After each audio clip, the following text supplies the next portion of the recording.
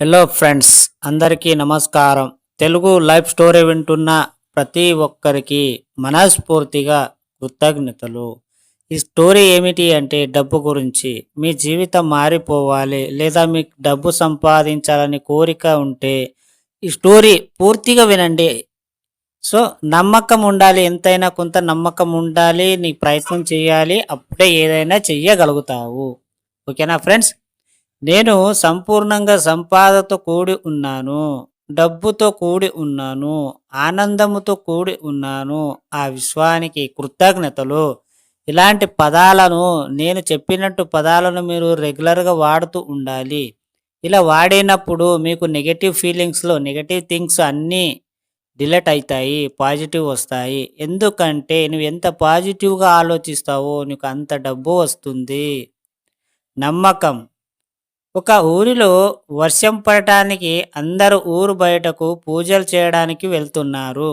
కానీ ఒక్కడు గొడుగు పట్టుకుని వెళ్ళాడు. ఎందుకంటే నమ్మకం ఉంది కాబట్టి. ఆ విశ్వానికి కృతజ్ఞతలు.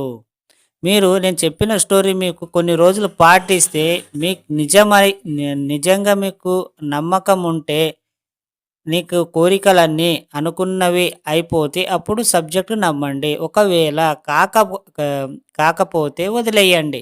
కానీ మధ్యలోనే విని మధ్యలోనే నెగెటివ్‌గా మాట్లాడడం గానీ, నెగెటివ్‌గా అనుకోవడం గానీ ఎన్నటికి చెయ్యకు. ఏ విషయంలోనైనా సరే పూర్తిగా తెలుసుకొని చేయండి. ఎందుకంటే నెగెటివ్ ఆలోచించడం వల్ల నువ్వు ముందుకు పోవడం జరగదు. కోరికలు. ఎదుటివాడి మీతో ఎలా ఉండాలో అది మాత్రమే చెప్పండి. ఆ విశ్వానికి కృతజ్ఞతలు. అవతల వ్యక్తి ఎలా ఉన్నాడు? ఏం మాట్లాడుతున్నాడో కొంచెం అజ్ఞానం పెట్టుకొని మీరు మాట్లాడండి. ఎందుకంటే అడ్డం దొడ్డం మాట్లాడకండి. తప్పు మనది కాకుండా చూడండి. ఆ విశ్వానికి కృతజ్ఞతలు. ఊహలు.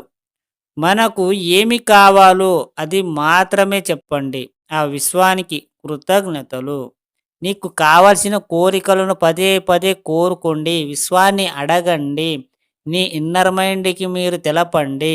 నాకిది కావాలి. నాకు ఇది అయితే నేను సంతోషంగా ఉంటానని పదే పదే గుర్తు చెయ్యండి. అది ఏదో ఒక రకంగా మీకు ఎలాగైనా సరే ఇస్తుంది.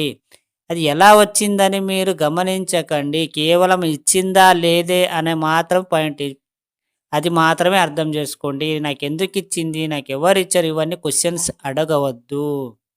మనకు డబ్బు ఎంత కావాలో చెప్పండి. ఆ విశ్వానికి కృతజ్ఞతలు. డబ్బు నీకెన్ని కావాలి? ఎంతవరకు అమౌంట్ చూడాలి? నేను ఎన్ని సంపాదించాలి? క్లారిటీ ఉండాలి. ఎందుకంటే ఏదైనా ఒక బిజినెస్ గానీ, ఒక జాబ్ గానీ చేసేటప్పుడు క్లారిటీ పక్కా ఉండాలి. నీకు పర్ఫెక్ట్‌గా నాకింత కావాలి అన్నప్పుడే అది ఇవ్వడం జరుగుతుంది. సంపద. సంపదత పొందే సుఖాన్ని మాత్రమే ఊహించండి. ఆ విశ్వానికి కృతజ్ఞతలు. ఈ సూత్రాలను పాటించండి. ఆ విశ్వంలోని అనంత సంపాదలను ఆస్వాదించండి. అనుభవించండి. ఆ విశ్వానికి కృతజ్ఞతలు. ఇలాంటి పదాలను మీరు ఎక్కువ శాతం వాడాలి. పాజిటివ్ మైండ్‌సెట్ కలుగ చెయ్యండి. మనం సంపాదించిన డబ్బులతో 10% డబ్బులు సేవా కార్యక్రమాలకు ఉపయోగించవలను. మీరు ఏదైతే ఒక బిజినెస్ కావచ్చు లేదా జాబ్ కావచ్చు ఎంతో కొంత రూ. 100, రూ. 10 దానం చేయండి. దానం చేసినప్పుడు మీకు ఎక్కువ ఇవ్వడం జరుగుతుంది. ఎంతైనా ఖర్చు పెట్టగలను అన్నప్పుడును ఎంతైనా సంపాదించగలను అనే పదాలని యూజ్ చేయండి.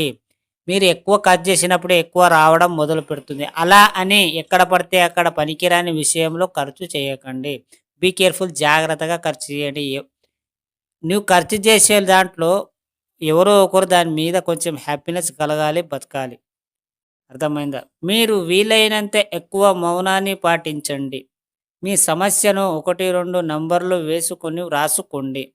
అలాగే సమస్యకు ఒకటిగా పరిష్కారం వ్రాసుకోండి. పరిష్కారం అయిన తర్వాత వ్రాసుకున్నది కొట్టేయండి. మీకేదైతే కోరికలు కావాలో, మీరు ఎలా ఉండాలనుకుంటున్నారో, మీకేమేమి కావాలో అన్నీ ఒక వైట్ పేపర్ మీద రాస్తూ పోండి డైలీ. 6 నెలలు కావచ్చు, లేదా 3 నెలలు కావచ్చు. ఇలా ఒక టైము, ఒక డేట్ పెట్టుకొని, ఈ సమయంలోపు నేను కోరికల్ని పొందినందుకు విశ్వానికి కృతజ్ఞతలని మీరు రోజు రాయాలి. రాసి మీరు పదే, పదే, పదే అనుకుంటూ ఉండాలి. మీకెప్పుడు ఫ్రీగా ఉంటదో, ఎప్పుడు గుర్తొస్తదో అప్పుడు. అప్పుడు అనుకున్న పని జరుగుతుంది. సో, కొన్ని రోజులు చేస్తేనే గాని నీకు తెలవదు. అర్థమైందా ఫ్రెండ్స్? ట్రై చేయండి. యూనివర్స్‌ని నమ్మండి. మిమ్మల్ని మీరు ఎక్కువ నమ్ముకోండి. ఈ స్టోరీ విన్న ప్రతి ఒక్కరికి మనస్ఫూర్తిగా థాంక్ యూ సో మచ్. అలాగే విశ్వానికి కృతజ్ఞతలు.